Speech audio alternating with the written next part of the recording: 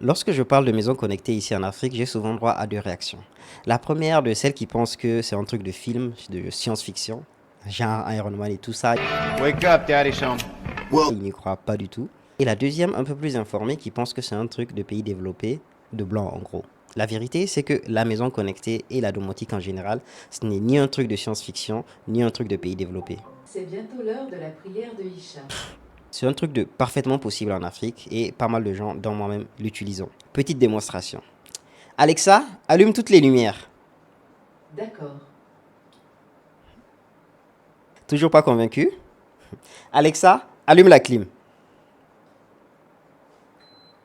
Pouvoir donner des ordres à sa maison comme je viens de le faire, ce n'est pas le seul atout d'une maison connectée. Il est aussi de faire ce qu'on appelle des automatisations. La lumière qui s'allume toute seule quand je passe dans un couloir ou que je rentre dans une pièce. Le climatiseur qui s'éteint lorsque je ne suis plus là. Ou encore le fait de pouvoir surveiller la maison à distance. Ce sont là des choses qui font aujourd'hui partie de mon quotidien et oui, j'habite bel et bien en Afrique. Et lorsque je dis ça, on me répond souvent « Ah, c'est que tu dois être sacrément riche ».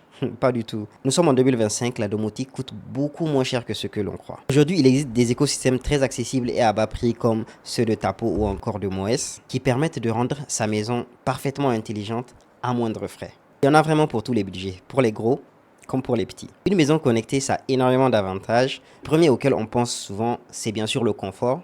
Mais il n'y a pas que ça. Il y a aussi beaucoup d'avantages pour la sécurité de la maison. Les détecteurs de fumée contre les incendies, mais aussi les détecteurs de fuite d'eau contre les inondations, sans oublier les détecteurs de gaz contre les accidents domestiques. Mais aussi pour les économies. Car la domotique permet d'en finir avec les clims, les ventiles, les lampes qui restent allumées alors qu'il n'y a personne. Et c'est pas le futur, hein, c'est maintenant, c'est possible ici. Si le sujet de la domotique et de la maison connectée en Afrique t'intéresse, n'hésite pas à t'abonner.